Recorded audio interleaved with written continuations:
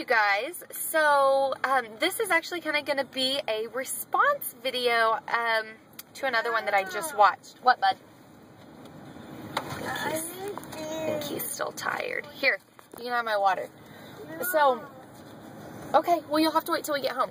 So I just watched Philip DeFranco's video that he and Lindsay posted, kind of giving their story on some scary complications that they had at the birth of their new little baby. And I can totally see how that would be terrifying. Basically what happened is her pregnancy was great, the birth itself was great. She delivered the placenta and that was fine, but then she started having a really bad hemorrhage. And Lindsay mentioned that she now has very strong opinions about where women choose to birth, because had she not been in the hospital, she would have died. And like I think her feelings are totally legitimate because she did go through something really traumatic. But I want people to be aware of some other issues regarding birth and hemorrhage.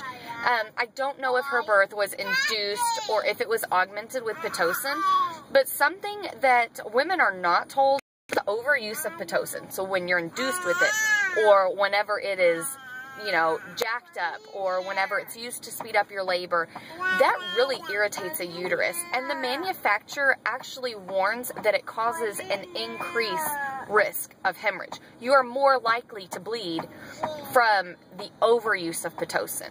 Now, Pitocin is life-saving. So if you have a baby and everything, and then, you know, like everything is normal, you're not using Pitocin, and then you have a hemorrhage, Pitocin works great to get your uterus to contract and to help stop the bleeding.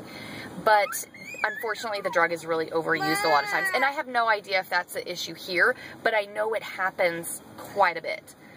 So that's something to keep in mind. And regarding like where women choose to birth, in regards to that, women are carefully screened by their midwives, even up until the very end. I know when I had my blood work done for Taylor, like, I had to go have blood work done to make sure, you know, my hemoglobin levels, everything was just right. Like, I wasn't at risk of not being able to clot my blood quickly if I did have some excessive bleeding, if that makes sense. So, I know of a woman personally who was on for a home birth, and at the very end, her last blood work, her hemoglobin levels were just too low, and she was risked out. Women get risked out of home birth because at that point, if there's a risk of a hemorrhage or them not being able to clot the blood from a hemorrhage, then home birth is not safe, and a midwife is not, you know, a good midwife. Of course, there are bad ones out there, just like there are bad OBs. But a good midwife is going to have you go deliver at the hospital for that reason. So, you know, like I said, I really think her fears that she has are legitimate based on the experience she had.